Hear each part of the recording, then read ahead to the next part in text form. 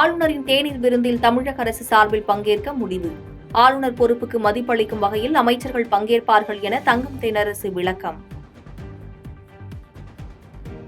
தேசிய மகளிர் ஆணைய உறுப்பினர் பதவியை ராஜினாமா செய்ததில் யாருடைய அழுத்தமும் இல்லை என குஷ்பு விளக்கம். இனிதான் விளையாட்டு ஆரம்பமாக போகிறது என்றும் சூசகம். 2026 ஜனவரி மாதத்துக்குள் 75,000 அரசு பணியிடங்கள் நிரப்பப்படும். கடந்த 3 ஆண்டுகளில் பல துறைகளில் 77 லட்சம் வேலைவாய்ப்புகள் உருவாக்கப்பட்டுள்ளன என முதலமைச்சர் மு.க.ஸ்டாலின் பெருமிதம். மகளிர் T20 உலகக்கோப்பை கிரிக்கெட்டை இந்தியா நடத்த விரும்பவில்லை. மழைக்காலம் என்பதால் போட்டியை நடத்த முடியாது என்று BCCI செயலாளர் ஜெய்ஷா முடிவு. பொரசப்பட்டு பகுதியில் கொடிக்கம்பத்தில் தேசிய கொடிக்கான கயிறை நுழைக்க ஆபத்தான முறையில் ஏறிய சிறுவன். சிறுவனை ஆபத்தான முறையில் கம்பத்தில் ஏற வைத்த ஊராட்சி மன்ற தலைவர் செயலால் அதிர்ச்சி. மாநிலங்களுக்கு நிதி ஒதுக்குவதில் மத்திய அரசு பாரபட்சம் காட்டுவதாக சுதந்திர தின விழாவில் கர்நாடக முதலமைச்சர் சித்தராமையா குற்றச்சாட்டு. மத்திய அரசு கூட்டாட்சி தத்துவத்தை மதிக்கவில்லை என்றும் காட்டம். அரசியல் சாசனம் மற்றும் ஜனநாயக மாண்புகளை காப்பாற்றும் மிக சிறந்த கவசம் சுதந்திரம் என ராகுல் காந்தி கருத்து. விடுதலை என்பது உண்மையை பேசுவதற்கும் கனவுகளை நினைவாக்கிக் கொள்வதற்குமான நம்பிக்கை என்றும் வலைப்பதிவு. டெல்லி ராஜ்காட்டில் மகாத்மா காந்தி நினைவிடத்தில் பிரதமர் நரேந்திர மோடி மரியாதை. நாட்டின் 78வது சுதந்திரம் கொண்டாடப்படும் நிலையில் தேசப்பிதாவுக்கு மரியாதை செலுத்தினார். நாடு முழுவதும் 78வது சுதந்திர தின விழா கோலாகல கொண்டாட்டம். டெல்லி செங்கோட்டையில் தொடர்ந்து 11வது ஆண்டாக தேசிய கொடியை ஏற்றி வைத்தார் பிரதமர் நரேந்திர மோடி. நாடு முழுவதும் புதியதாக 75,000 மருத்துவ இடங்கள் உருவாக்கப்படும். சுதந்திர தின விழாவில் பிரதமர் நரேந்திர மோடி அறிவிப்பு.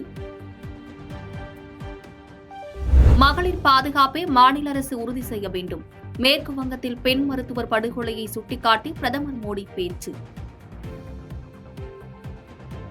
40 கோடி இந்தியர்கள் இணைந்து பிரிட்டிஷ்காரர்களை வெளியேற்றினார்கள். இன்று 140 கோடி மக்கள் இணைந்து நமது நாட்டை வல்லரசாக்க வேண்டும் என பிரதமர் மோடி பேச்சு. நாட்டுக்காக இன்னுயிர் தந்தவர்களை இந்நேரத்தில் போற்றுகிறோம். வயநாடு உள்ளிட்ட பேரிடர் பாதிப்பு வேதனை அளிப்பதாகவும் சுதந்திர தின விழாவில் பிரதமர் மோடி பேச்சு. சென்னை புனித ஜார்ஜ் கோட்டை கொத்தளத்தில் தேசிய கொடியை ஏற்றினார் முதலமைச்சர் மு.க.ஸ்டாலின். அமைச்சர்கள், MLA-க்கள், பல்வேறு துறை அதிகாரிகள் விழாவில் பங்கேற்றனர். மூத்த தமிழறிஞர் குமரி ஆனந்தனுக்கு தகைசால் தமிழர் விருது. 10 லட்சம் ரூபாய் காசோலை மற்றும் பாராட்டு சான்றிதழ் வழங்கினார் முதலமைச்சர் மு.க.ஸ்டாலின்.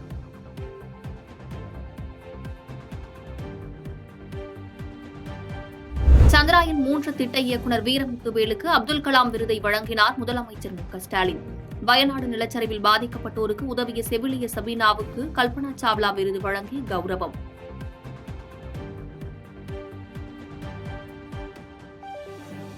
இந்தியாவில் பிற மாநிலங்களை காட்டிலும் தியாகிகளை போற்றுவதில் தமிழகம் சிறந்து விளங்குகிறது. சமூக வளர்ச்சி திட்டங்களுக்கு முக்கியத்துவம் தந்து திராவிட மாடல் அரசு செயலாற்றி வருவதாக முதலமைச்சர் மு.க.ஸ்டாலின் பெருமிதம்.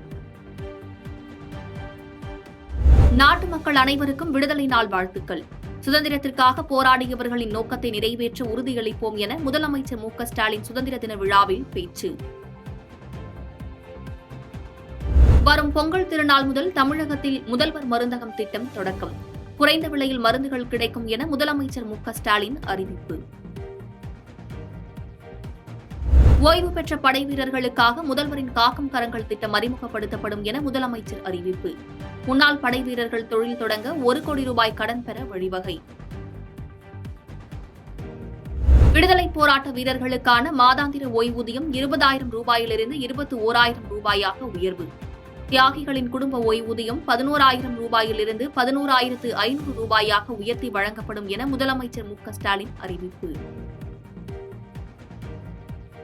நீலகிரி உள்ளிட்ட மலைப்பகுதிகளில் இயற்கை பேரிடர்களை தடுக்க தமிழக அரசு நடவடிக்கை.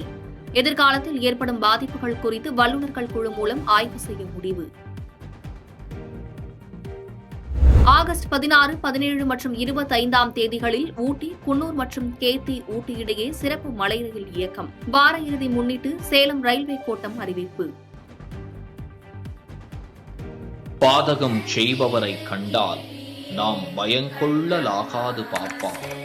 மோதி மிதித்து விடு பாப்பா, அவர் முகத்தில் உமிழ்ந்து விடு பாப்பா. அண்மை செய்திகளை உடனுக்குடன் தெரிந்து கொள்ள இணைந்திருங்கள் இயம்நாடு தொலைக்காட்சியுடன்.